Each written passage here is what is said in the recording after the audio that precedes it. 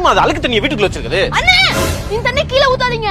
இத குடிச்சாதான் இதய நோய் வராது, நம்ம உடம்புல இருக்க சுகரை கம்மி பண்ணும், கேன்சர் வராது, கெட்ட கொழுப்பெல்லாம் குறைக்கும்னே. அழுக்கு தண்ணி எப்படி அவ்வளவு செய்யும்? ஐயோ இது அழுக்கு தண்ணி இல்லனே, நம்ம கருப்பு எல்லை தான் தண்ணியில போட்டு ஊற வச்சிருக்கேன். கண்ணங்கரேன்னு இருக்கு, இது எப்படி இவ்வளவு சரி பண்ணும்? அண்ணே நம்ம சாப்பிட்ட சாப்பாடு ஒழுங்கா செரிமானமாகல அப்படின்னாலோ, நம்ம ரத்தத்துல அதிகமான சுகர் இருக்குன்னு சில பேர் இருப்பாங்க பாத்தீங்களா, அந்த சுகரை கம்மி பண்ணணும் அப்படின்னாலோ, கேன்சர் வரக்கூடாது, நம்ம இதயம் சம்பந்தமான பிரச்சனைகள்லாம் வரக்கூடாது, நம்ம உடம்புல இருக்க கெட்ட கொழுப்புகளை குறைக்கணும், நம்ம அதிகமா குண்டாக கூடாது அப்படின்னா நம்ம உடம்புக்கு அதிகமா தேவைப்படக்கூடியது ஃபைபர், அதாவது நார்ச்சத்து தான் அதிகமா தேவைப்படும். அந்த நார்ச்சத்து இந்த எள்ளுல தான் அதிகமாவே இருக்கு. இவன் பாக்குறதுக்கு தான் கொஞ்சம் சின்னதா பொடுசா இருக்கிற மாதிரி தெரியும், ஆனா இவனை சாப்பிட்டோம்னா நம்ம உடம்புக்கு தர்ற சத்து ரொம்ப அதிகம்னே. ஏன் நீ கூட புரோட்டா பிரியாணி அதெல்லாம் சாப்பிட்டு வர்றப்ப நானும் அம்மாவும் உனக்கு இந்த மாதிரி தண்ணி தான் கொடுத்துருக்கோம்.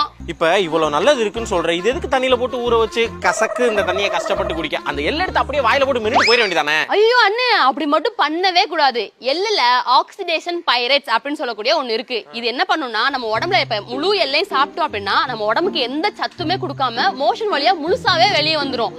இப்போ எள்ளை எப்படி சாப்பிடணும் அப்படின்னா 3 ஸ்பூன் எள்ளை தண்ணியில போட்டு ஊற வச்சோ இல்லாட்டி அந்த எள்ளை வறுத்து எடுத்தோ தான் நம்ம சாப்பிடணும். அப்பனாதான் இந்த எள்ளுல கூடிய சத்து எல்லாம் நம்ம உடம்புக்கும் கிடைக்கும், முன்னாடி சொன்ன நோய் எதுவுமே வராது.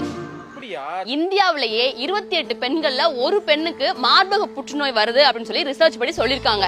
அப்போ நம்ம வீட்டு பெண்களுக்கு மார்பக புற்றுநோய் வராம தடுக்கிறதுக்கான அதிமருந்தும் இந்த எள்ளுன்னு கூட சொல்றாங்க.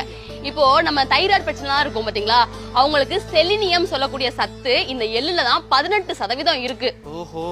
குறிப்பா இந்த பெண்களோட மாதவிடாய் நேரத்துல அவங்களுக்கு ரத்தப்போக்கு சீரா போகணும் அப்படின்னா இந்த எள்ளு மிட்டாய் வாங்கி சாப்பிட்டா நல்லா இருக்கும் அப்படின்னு கூட சொல்றாங்க. நம்மளோட ஹார்மோனை பேலன்ஸா வச்சுக்கணும் சொல்றாங்க. இப்ப இந்த கருப்பு எள்ளை எப்படிலாம் பயன்படுத்தலாம் அப்படின்னா, நம்ம வீட்டுல சட்னி அரைக்கிறோம் பாத்தீங்களா, அதுல கொஞ்சம் சேர்த்துக்கலாம். இல்ல இந்த இட்லி மாவெல்லாம் அரைக்கிறோம் பாத்தீங்களா, அப்போதைக்கு கொஞ்சம் கொஞ்சம் சேர்த்துக்கலாம். இல்லாட்டி ரொம்ப கருப்பா போயிரும் மாவு, அதனால கொஞ்சம் 1 ஸ்பூன் அந்த மாதிரி சேர்த்துக்கலாம். இந்த மாதிரி எல்லாம் பயன்படுத்தலானே. கடைக்கு போறப்ப அது கொடுங்க இது கொடுங்க வாங்கி சாப்பிடாம இந்த எள்ளு மிட்டாய் வாங்கி சாப்பிடலாம்ல, அப்ப இவ்வளவு சத்து வரும் நம்மளுக்கு. ஆமா கண்டிப்பா கிடைக்கும்ல. ஒரு சின்ன பிள்ளைகளுக்கு எள்ளு மிட்டாய் சரியான ஸ்நாக்ஸ். அதெல்லாம் சூப்பர் ஸ்நாக்ஸ்னே. அப்புறம் நீங்க கூட அப்பத கேட்டிங்களே, இளச்சவனுக்கு எள்ளு கொளுத்தவனுக்கு கொள்ளு, பழமொழி எல்லாம் கரெக்டா தான் சொல்றீங்க. அதுக்கான அர்த்தம் வேணா சொல்லவா? ஆமா கண்டிப்பா சொல்லு. அப்புறம் இளச்சவனுக்கு எள்ளு அப்படின்னா நம்ம ஒல்லியா இருக்கோம் அப்படின்னா குண்டாகும்னு நினைக்கிறவங்க இந்த எள்ளை எடுத்துக்கலாம். அதுவும் இந்த கருப்பு எள்ளுல தான் கொழுப்பு சத்து அதிகமா இருக்கு. குண்டாகும்னு நினைக்கிறவங்க கருப்பு எள்ளை சாப்பிடலாம். நம்ம வீட்டுல இட்லி பொடி அரைக்கும் போது இதை போட்டுக்கலாம். எள்ளு சட்னி தனியா வைப்பாங்க, இந்த எள்ளு பொடின்னு தனியா வைப்பாங்க. அப்புறம் இந்த தீபாவளி வருதுன்னு முறுக்கு செய்வாங்கல்ல, அப்போதைக்கு இந்த கருப்பு எள்ளை வறுத்து அந்த மாவு கூட சேர்ந்து முறுக்கு புழிஞ்சோம்னா அற்புதமா இருக்கும், அமைப்பு காட்டும். அடுத்து இந்த வெள்ளை எள்ளு, இப்போ ஒல்லியா இருக்கவங்க குண்டாகணும்னா கருப்பு எள்ளு சாப்பிடலாம்னு சொன்னேன். ஆனா இந்த எள்ளுல இருக்க எல்லா சத்தும் எனக்கு கிடைக்கணும், ஆனா குண்டாக கூடாது அப்படின்னா அவங்க வந்து வெள்ளை எள்ளை எடுத்துக்கலாம். இந்த வெள்ளை எள்ளை எப்படிலாம் பயன்படுத்தலாம் அப்படின்னா, இந்த மாவு அரைக்கும் போதும் போட்டுக்கலாம், இல்ல பொடி நம்ம இட்லி பொடி செய்யறோம் இல்ல எள்ளு பொடி செய்யறோம் அப்படின்னா அது போட்டுக்கலாம். கலர் கொஞ்சம் கம்மியா தான் வரும். இப்ப கருப்பு கலர் போடும்போது கலர் கம்மி பண்ணி கொடுக்கும், வெள்ளை கலர் எள்ளு போடும்போது அந்த கலர் கொஞ்சம் அதிகப்படுத்தி கொடுக்கும். அதே மாதிரி இந்த வெள்ளை எள்ளை நம்ம அதிகமா சாப்பிட்டோம்னா வயிற்றுப்போக்கு வர்றதுக்கும் நிறைய வாய்ப்புகள் இருக்குண்ணே. இந்த சிவப்பு எள்ளு அண்ணே, இந்த சிகப்பு எள்ளுன்றது இப்ப பொதுவாவே எந்த இடத்துலயும் கிடைக்க மாட்டேங்குது. நம்மளே கடைக்கு போய் கேட்டோம்னா உங்களுக்கு கருப்பு எள் வேணுமா வெள்ளை எள் வேணுமா தான் கேக்குறாங்க. அப்படியே சிகப்பு எள்ளுன்ற ஒண்ணு கிடையவே கிடையாது அப்படின்ற மாதிரி சொல்றாங்க. ஆனா இந்த சிகப்பு எள்ளு ராமநாதபுரம் மாவட்ட பக்கத்துல இருக்க கிராமத்துல எல்லாம் அதிகமா இதை சாகுபடி பண்றாங்க.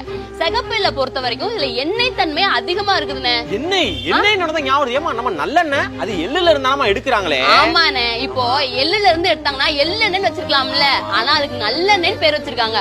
அந்த அளவுக்கு இதுல நல்ல விஷயங்கள் நிறைய இருக்கிறதாலதான் இதை நல்லெண்ணெய் சொல்றாங்க. கரெக்ட்மா, நீ சொல்றது ரொம்ப ரொம்ப கரெக்ட்.